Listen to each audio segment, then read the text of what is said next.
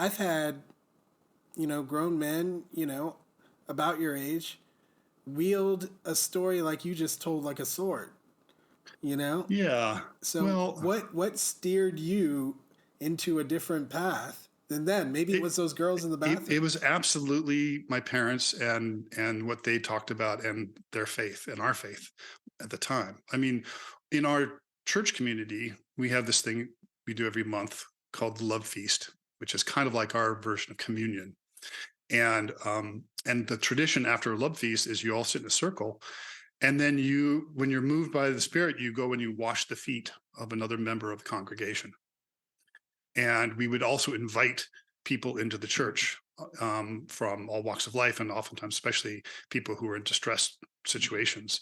And they would join the love feast, and they would also, get their feet washed by members of the congregation. And that was, a tradition that I was in from birth, basically, right? And so that perspective, and it wasn't just a tradition like, yeah, we do this mindlessly. It was, we talked about why we did that kind of thing and about service to other human beings and all that kind of thing. So Well, I no, really no, no, think no, that's no. had a Don't lot to skip do over with it. that part.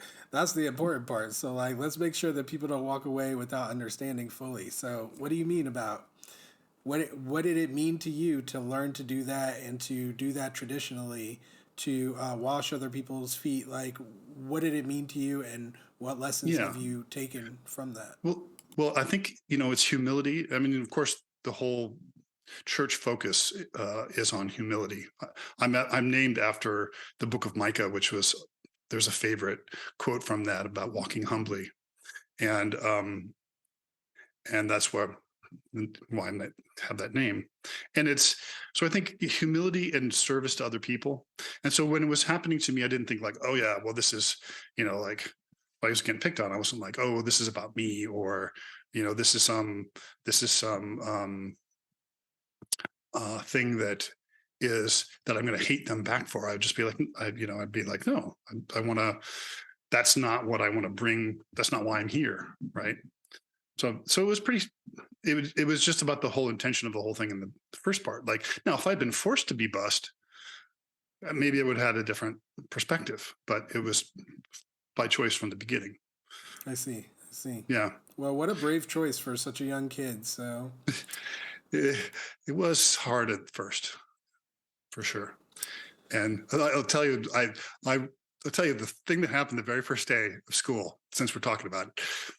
I went out to the swings, and there were puddles under the swings, and some kids came up, a group of about 8 of them, and one of them kicked me in the chest, knocked me off the swing, and then they said, "Okay, Piggy, roll around the mud," and I would refused, and they started kicking me, and they kicked me a bunch of times, and then they say, "Roll around the mud, white boy," and I'd be like, "I'm not doing it," and they just kept beating on me, and then and I thought that if I didn't show, like, yeah, you fear or that you want or whatever, I'm not doing what they want to do, that they would then leave me alone afterwards. But no, they were like, oh, here's a kid that you could beat on, and he won't fight back. And so that actually didn't work out for me. But yeah, that's the kind of thing that I experienced a lot in that first few months. I mean, But then, like I that's said, it what's got a lot better. yeah. Like, but it surprises me because I mean, we've talked about white fragility a lot on here, and I mean, people have talked about encounters that were much milder than yours, than your, Sure. continuous experience of getting picked on and bullied, like as a child, who like voluntarily decided to go into an environment where that was prone to happen. Like I, we've got grown men out here who are like believe that the whole world is against them. Believe Yeah. that they're being discriminated against. Yep. That white men are being discriminated against all the time. And Yeah. It's crazy. I don't understand it.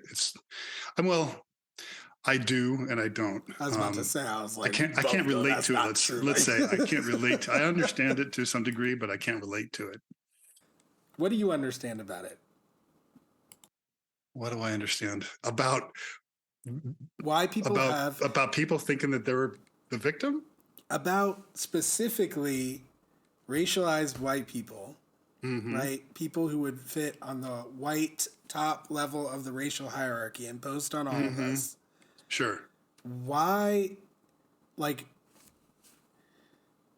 yeah, like I just want to know, like, because we had talked a little bit at the end of our conversation, our Zoom, a little bit about kind of the thought patterns and like Yeah. and mental patterns of the different kind of fakely categorized racial groups. So Yes. I'm kind of curious about that. I've kind of been wanting. That's kind of a big part of what inspired me to create this show in the first place. Yeah. Actually, Yeah. is my ability to kind of discern those patterns and kind of think about them. So I'm curious for you, like, because you seem to have a curiosity about the same thing. It's I rare to meet do. someone like that. And so let's start by thinking a little bit about, what you understand about whiteness and like why people have that perspective at this present moment that they're being discriminated against. Yeah. Sure. Well, first of all, I think there's like 10 different things going on. So I don't think it's just one. Um, I think there's Okay. a lot of things going on with that. But with that said, we can talk about a few of them at least.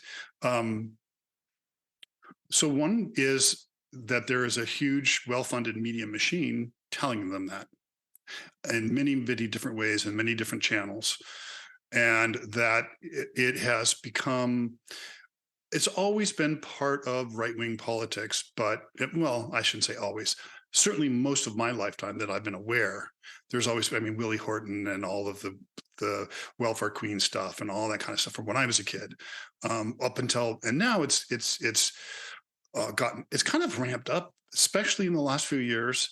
And there's all kinds of reasons for that I think we could talk about, but let's just say it has, and it's definitely a a pretty core part of the, let's call it, conservative strategy around electoral politics, is which is to essentially wrap up fear of of of and loathing, so to speak, and of a bunch of different, of African Americans, of trans people, of gay people, of Mexican immigrants, et cetera, as part of a way to create fear and then associate the nature of that fear being caused by the Democratic Party, and then therefore it's electoral. So that's a part of it, but it's only because, and the reason though that tactic is being taken is because it that what the thing that we're talking about, of course, already exists, right,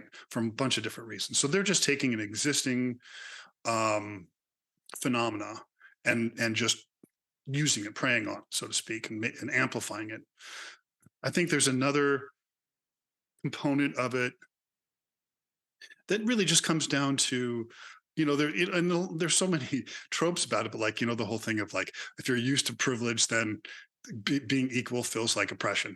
And I think that there is some of that. I think there's some that is um, people who uh, there's the component of just insecurity, of people truly feeling, especially like, I think not always accurately, but feeling like their lives have gotten much less secure, that their well-being is not as assured as they at one time thought it would be, or that they perceive that maybe people of a previous time had, right? And that might be a myth. But I think that there's a lot of feelings that insecure feelings of insecurity of well-being, and have dramatically increased in the last couple decades, and that fuels it. I think there's also obviously the component of kind of relative positioning, right? So it's like Baldwin talking about the wages of whiteness, right? It's that and I just saw a great talk the other night. Gal that wrote a book called Caste, and she was talking about, no one wants to be on the bottom, right? So you want to make sure that you're not on the bottom. You got to make sure that someone else is in the bottom. And interesting story that she mentioned was where when Martin Luther King went to India and he was talking to a Dalit, which is the untouchable class, and the Dalit introduced him to everyone else as like, this is a representative of essentially the untouchables from the United States. And at first, the report is Martin Luther King took offense at that, but then later on kind of came around to like seeing what he meant, and seeing the truth in it, or what truth there was in it. So I do think that there's that component too. Um, and and I think there's another, um, there is another component that is, because it's not just about race, sense of insecurity and that sense of victimhood. I mean, it's with women as well. So it's gender based as well. Like there's a lot of men who especially on the conservative side of things, that feel like the similarly, that their their manhood's being taken away, their maleness is being taken away, or that their maleness is being maligned, right? And a lot of them will say, that it's kind of, yeah, it's because I'm a white man, and they mean man too. It's an important part of what they think, what they feel that they're believing. And it's interesting because I think there is certainly because there is this propaganda machine, and there is a whole set of people who glob onto propagandistic messages and then repeat them, even if they're not a paid propagandist like a Chris Rufo or something, but they're a volunteer propagandist, and they repeat these tropes because they recognize that these tactics are occurring, and they see themselves as some sort of warrior in this culture war. But there are still a lot of men, I think, especially men, but plenty of women too, who actually truly believe it. Like actually truly believe that, like they're they're being victimized. They're being like the people will say, like, yeah, it's gonna be hard to get into that school because you're white. It's like, if you look at the numbers and statistics, it makes no sense at all. Right. But the problem is they don't look at those numbers. They Right, don't because look at those it's not really statistics. about the numbers. Thanks for watching. For access to the full-length conversation and all of the 2-hour-long unedited conversations that I've had on race, click the support link in the description below. Thanks for your support, and see you next time.